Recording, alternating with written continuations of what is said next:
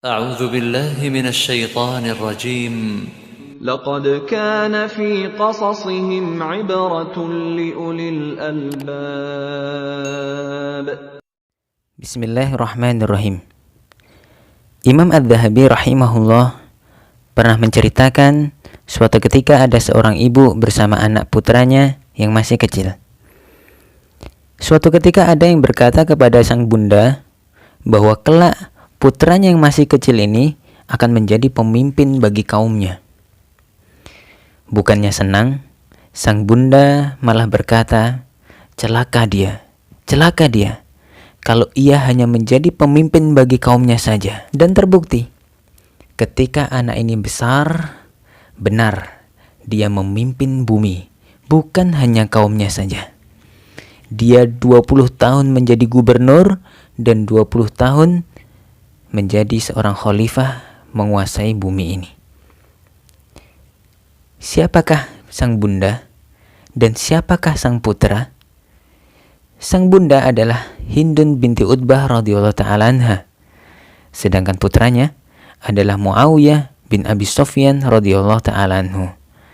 Lihat bagaimana seorang ibu yang tidak rela dengan hasil putranya yang remeh-temeh yang sederhana. Tapi dia menginginkan putranya kelak menjadi orang sehebat mungkin.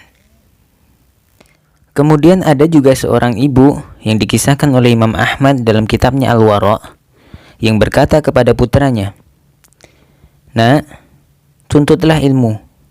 Aku yang akan mencukupimu dengan tenunanku. Nak, jika kamu telah menulis 10 hadis, maka lihatlah jiwamu. Apakah ia bertambah takut kepada Allah, bertambah lembut dan penyabar, bertambah sopan dan berwibawa? Jika kamu tidak melihat itu semua, ketahuilah bahwa ia membahayakanmu dan tidak akan bermanfaat bagimu." Sungguh nasihat yang luar biasa. Sang ibu rela bekerja siang malam, memintal kapas menjadi benang, lalu menjualnya demi membiayai sang anak untuk menuntut ilmu. Dan hebatnya lagi, ia berpesan kepadanya bahwa ilmu agama haruslah berpengaruh pada dirinya. Ia tak ingin putranya sekadar mengetahui tanpa mengamalkannya. Sebab hal itu justru memperberat tanggung jawab ia di hadapan Allah Subhanahu wa taala.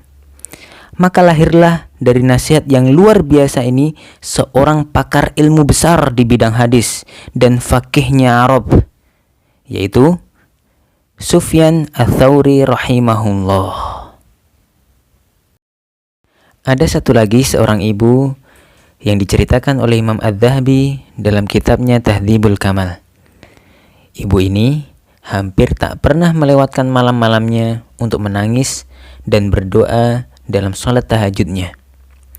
Hingga suatu hari, sang ibu bermimpi melihat Nabi Ibrahim yang memberi kabar gembira hasil banyak doa dan derasnya air matanya. Kabar gembira tentang anaknya yang bisa melihat kembali setelah ia buta sejak kecil. Dan benar, pagi itu anaknya pun bisa melihat. Di usianya yang 16 tahun, ibu ini mengantarkannya ke Mekah untuk melaksanakan ibadah haji sekaligus duduk di pusat ilmu Islam waktu itu. Agar kelak ia pulang menjadi sosok besar. Terbukti, akhirnya pemuda ini menjadi salah seorang Amirul Mukminin dalam bidang hadis, pemimpin dalam bidang ilmu hadis. Siapa beliau? Iya, dia adalah Imam Bukhari rahimahullah. Lihat bagaimana ibu yang membangun kesolehan putra-putrinya dan mengawal pendidikan mereka. Kadang dari rahim seorang ibu lahir bayi yang kelak akan bermanfaat bagi seluruh umatnya Muhammad SAW. Ini hadiah untukmu, wahai para ibu dan calon ibu. Barakallahu fikum. Terima kasih telah menonton video ini. Jika dirasa bermanfaat, silakan share kepada yang lainnya.